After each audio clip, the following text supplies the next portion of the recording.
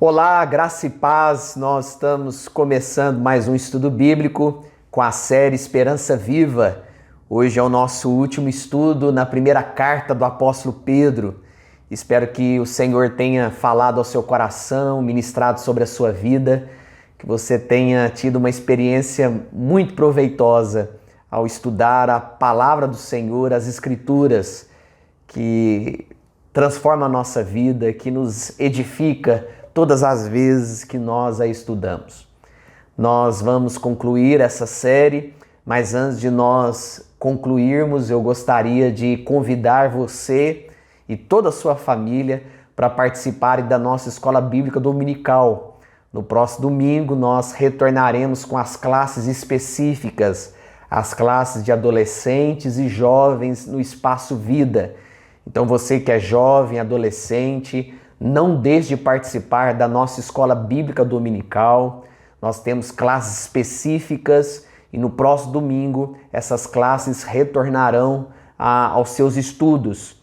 Então venha nos fazer uma visita, venha participar dessa escola bíblica que nos transforma de dentro para fora.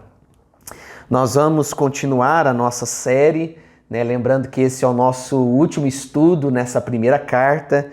Nós estamos finalizando o capítulo 5 de 1 Pedro e eu gostaria de ler com você o verso 10, 11, 12, 13 e 14, que nos diz assim: Ora, o Deus de toda graça, que em Cristo vos chamou à sua eterna glória, depois de ter sofrido por um pouco, Ele mesmo vos há de aperfeiçoar, firmar, fortificar e fundamentar.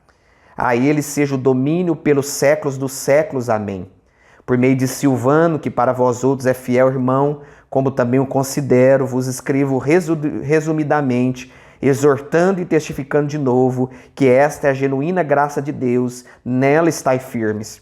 Aqueles que se encontram em Babilônia também eleita vos saúda, como igualmente meu filho Marcos. Saudai-vos uns aos outros com ósculos de amor. Paz a todos vós que achais em Cristo.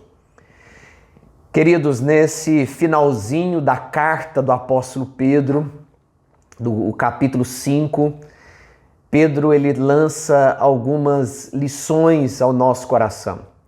E ele vai dizer que Deus há de nos aperfeiçoar, de nos firmar, fortificar e fundamentar. A palavra aperfeiçoar significa restaurar, consertar ou concluir. Que alegria saber que Deus há de nos restaurar, consertar algumas coisas da nossa vida que precisam ser reparadas. E é por isso que o sofrimento, é por isso que quando resistimos ao inimigo das nossas almas, a nossa vida é transformada. Não é por acaso passar por aflições, não é por acaso resistir ao inimigo. Tudo isso tem propósito, tudo isso tem sentido. E eu espero que a palavra de Deus continue te aperfeiçoando, que a palavra de Deus continue ensinando lições tremendas para o seu coração. E Deus também há de nos firmar, nos fortificar. A palavra fortificar significa dar vigor. Deus nos fará fortes, vigorosos e firmes em nosso compromisso com Ele. Então não deixe de buscar a Deus. Não deixe de experimentar a comunhão com Deus. Porque quando nós estamos ligados a Deus, quando nós estamos vivendo essa comunhão com o Senhor, nós somos fortalecidos. E é essa força que nós precisamos para viver as dificuldades da vida, para encarar as dificuldades, para saber lidar com aqueles problemas que aparecem de repente na nossa vida. Talvez você esteja vivendo alguma situação assim, enfrentando uma luta, uma adversidade que você não estava esperando por ela. Nenhuma luta, nenhuma dificuldade nós aguardamos, nós esperamos enfrentar. Elas vêm de repente. E é por isso que nós precisamos da força de Deus. Precisamos que Deus nos fundamente. O verbo significa consolidar ou estabelecer uma base. Deus quer fazer isso conosco, Ele quer consolidar a nossa fé. Deus quer nos levar a um crescimento, a um patamar maior. Deus quer ensinar lições tremendas para a nossa vida. Eu espero que você esteja passando por lutas e dificuldades, mas com esse propósito, o propósito do crescimento, o propósito de crescer na fé. E as lutas que Deus permite, as provações, elas têm essa finalidade na nossa vida: despertar crescimento espiritual na nossa vida e fortalecer a nossa fé. No verso 11, Pedro começa então a despedir dos seus leitores. E ele diz: a ele seja o domínio pelos séculos dos séculos. Amém. Pedro conclui a sua carta se dirigindo a Deus, dizendo que a Deus pertence todo o domínio. Não só agora, não só hoje, mas pelos séculos dos séculos. Foi sobre esse Deus que Pedro compartilhou aqui nessa primeira carta. Foi sobre as lições de Deus, aquilo que Deus faz em nós, aquilo que Deus promove em nós, que Pedro compartilhou ao longo dessa sua primeira carta. É sobre esse Deus que tem domínio, esse Deus que tem toda a honra e toda a glória. Pedro aqui nessa primeira carta, ele não falou de um Deus qualquer, ele falou de um Deus que é santo, um Deus que domina todas as coisas. E no verso 12, Pedro diz: por meio de Silvano, que para vós outros é fiel irmão, como também o considero, vos escrevo resumidamente, exortando e testificando de novo que esta é a genuína graça de Deus, nela estais firmes. Olha o convite de Pedro aqui para nós. Nós devemos estar firmes na graça de Deus.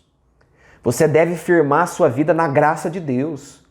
Você deve depositar a sua confiança na graça de Deus. Você deve crer que há uma graça que assiste a sua vida. Há uma graça disponível para você e essa graça é de Deus. Esteja firme na graça de Deus. Aquele que se encontra em Babilônia, também eleita, vos saúda, como igualmente meu filho Marcos. Babilônia aqui é a cidade de Roma, que estava enfrentando perseguições, uma cidade que era considerada uma Babilônia devido à sua perdição, devido à imoralidade ali naquela região, naquele lugar.